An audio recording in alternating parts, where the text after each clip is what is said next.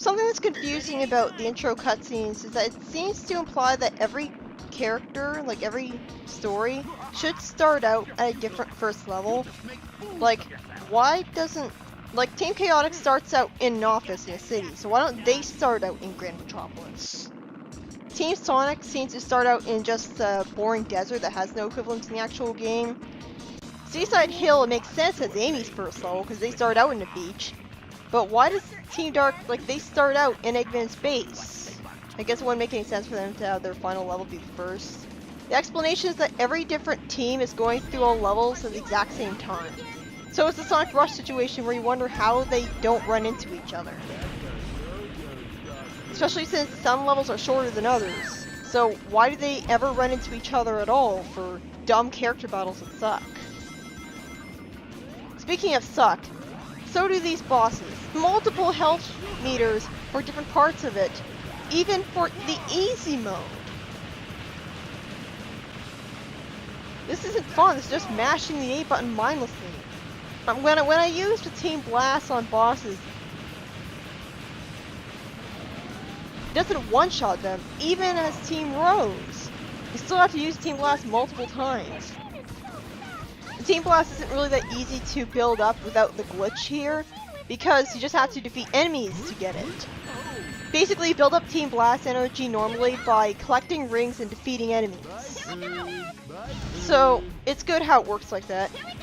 Unfortunately, the PC version doesn't have this wonderful glitch where if you're in the flight formation and you mash Y and B, you'll throw a very glitchy thundershoot that increases the amount of Team Blast energy you have.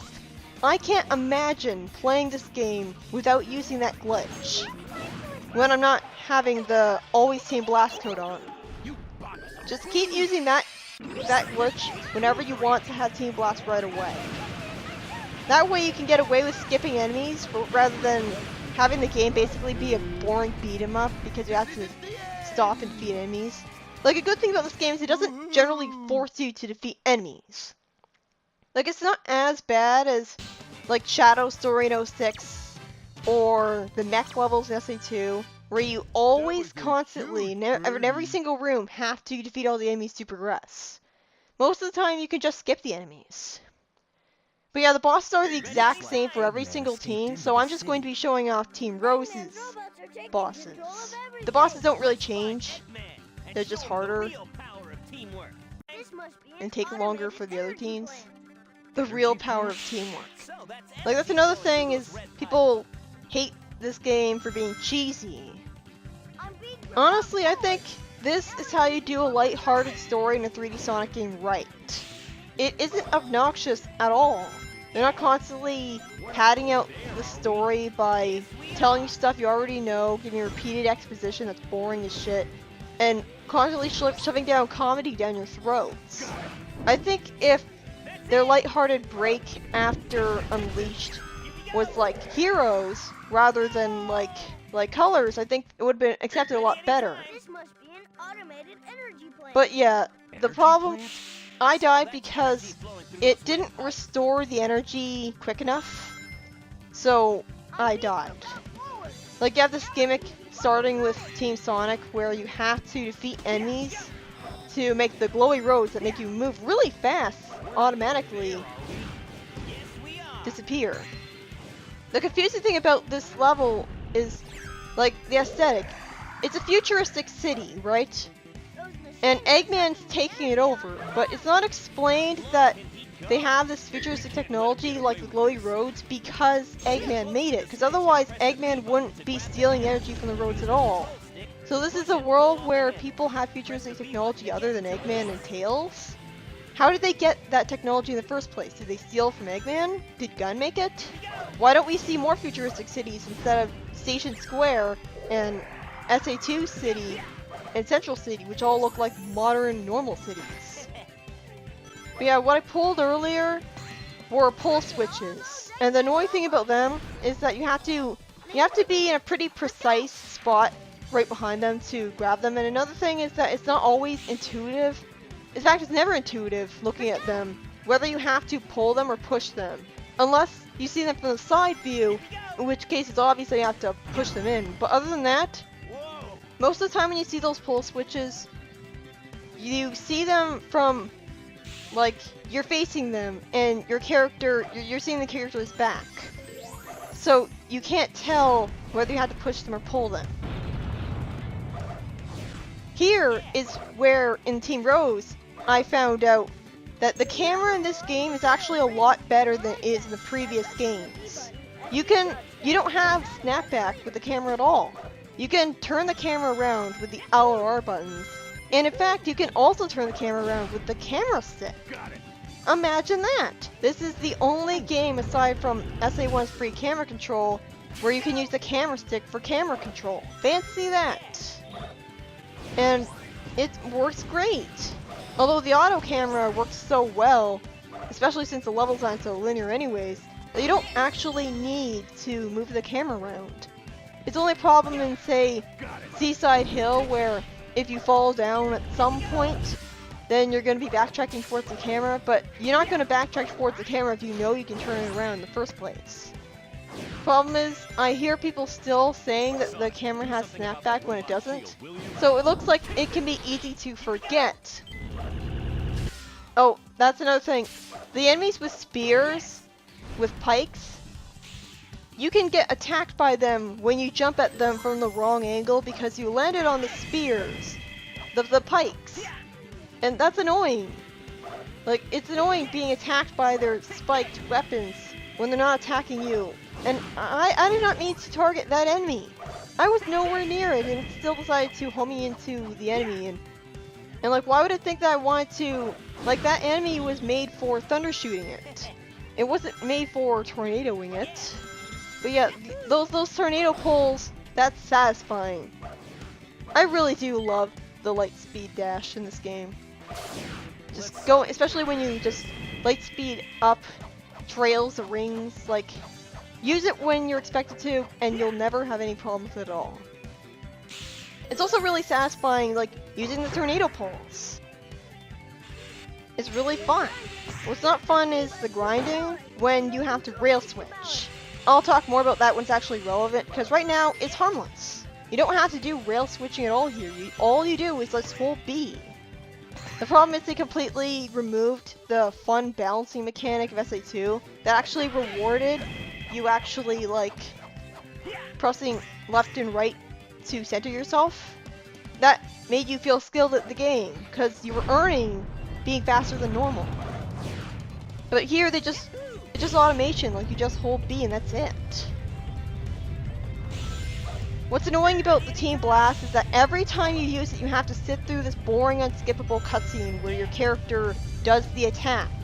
And different Team Blasts last different amounts of time. Like the Team Chaotix one, which is really wacky, and we'll get to that, it takes longer than any other Team Blast. And that makes it all the more glaring that you can't skip it. Like, you can pause the game during it. You'd think that they would have thought out that maybe you'd want to skip it.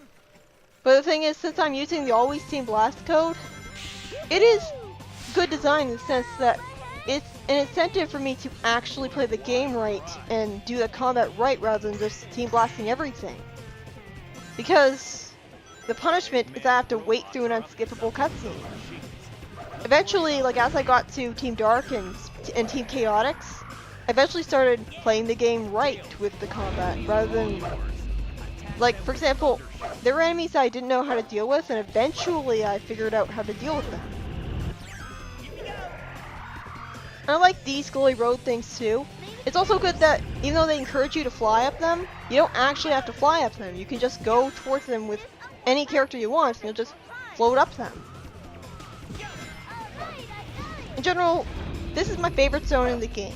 I really love Grand Metropolis. Sometimes, with certain teams, Power Plant can be annoying. Like, it can last too long. Like, that's one of the biggest complaints with this game is that the levels last too long. And they last generally the same amount of time that the levels in Sonic 3 and Knuckles did. But I think the problem is that in Sonic 3 and Knuckles, the level design was long, but it wasn't artificially long because the level design never repeated key sections of it over and over again to artificially pad itself out. A lot of the times, even within the same level, the game will repeat the same sections of level over and over again to try to pad itself out for the higher difficulties, which is especially glaring and is especially easy to notice in, say, Egg Fleet. But yeah, the Thundershoot gets a lot better as you level up. I really wish that all the characters could be as good as they could possibly be right from the very beginning. I don't like the idea of leveling up in a Sonic game. Like, you have to go into these cores that, even then, enemies don't always drop. It would have been much better of an incentive to defeat every enemy if every single time you defeated an enemy, you got experience points. Like with the Werehog. Even that knew more how to handle experience. But like, you have to walk into these specific power cores that only level up one specific character with that. Like, the red ones level up the power type, the blue ones level up the speed type, and the golden ones level up the flight type. So yeah, I think it would be better if they were all as good as they could possibly be right from the start. The reason you're seeing cuts there is because, here's the thing. I originally planned to make it so that, like, I used to think that every team had the same level design, and that it would just be longer for each character. So what I used to think was that I could just record Team Rose's levels and then show you, I could just play through up to the point where Team Rose's levels would have ended with Team Sonic, and then I would start recording right where Team Rose's level left off. But then I actually played the teams past Team Rose, which was my first one. And then I found out that, yes, different teams do have different level design. Even Team Dark has different level design. While Team Chaotic seems to have the same level design as Team Dark, aside from like one instance, I guess. But they have different missions, so it's still worth showing off the gameplay. So like, I'm going to be showing off all 4 teams in their entirety. All I'm going to be cutting past the bosses, since they're the same thing. Ugh, these fireballs really don't need to be there. And there's so much more of them in Team Dark.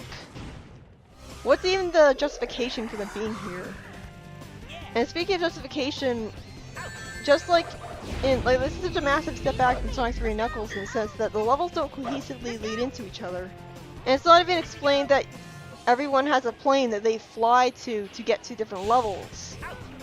Like, I guess we can believe that this futuristic city is near a beach, and that's how they got from Ocean Palace to here. But then you get to places like Rail Canyon. And like, how did they get to the Egg Fleet, which is way up in the sky? Not that it really matters, like that's a problem in every Sonic game. I don't really see what they expect you to do here. Like, do they expect you to homing attack to these enemies that are too high up? How do they expect you to get over to that cage? One common complaint that this game has is the voice acting.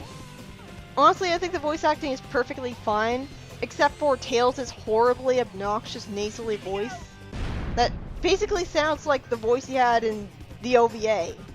The Japanese animated movie that was actually made as a pilot for a TV show, but for some stupid reason they decided not to make a TV show. Yeah, like his voice, he sounds like he has a cold. And you know, it would have been more acceptable that at the very least they explained that he had a cold, and that's why he sounded so nasally.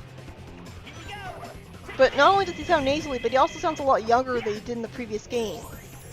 So people think that his characterization, his character development from the previous game was completely undone because he's spending all the time with Sonic. I don't really agree with that though, like just because he's become more independent and capable of making plans on his own, like in SC2, does not mean that he's suddenly an inferior, weaker character just because he's spending all his time with Sonic.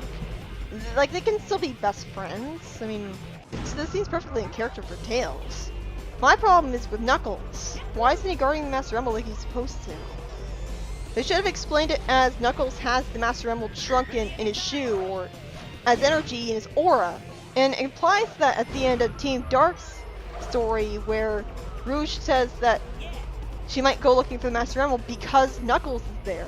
So she just assumes because Knuckles is there, the Master Emerald should be there too, rather than assuming that's in Angel Island.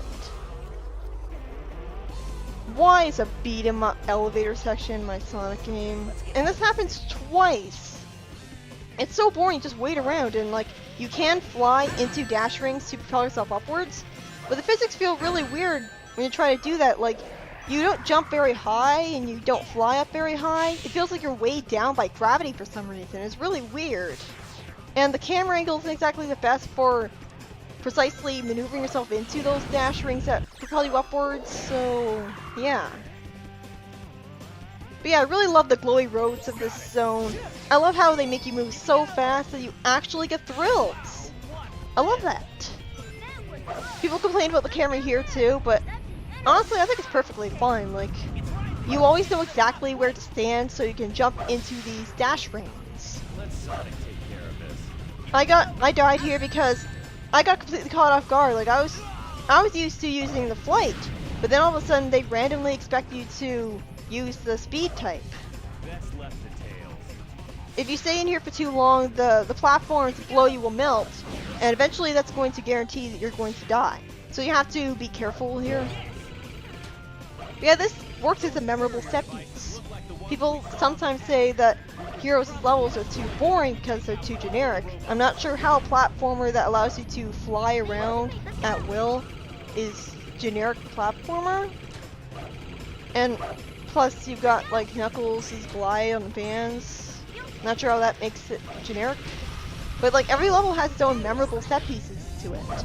You had the boulder rolling towards you in Ocean Palace, and now you have this, the rising lava. So, I like this level. This is easily the best zone in the game. Although Power Plant isn't always fun. Like 8 minutes and 27 seconds. Granted, I got an E rank, so they don't expect you to take that long. Like, the thing is, I got used to the long levels. It's just like in Sonic 3 and Knuckles. If I like the level enough, I don't care that it lasts long. It's just stupid that it feels artificially padded out when they repeat sections of the levels line over and over again to make it long.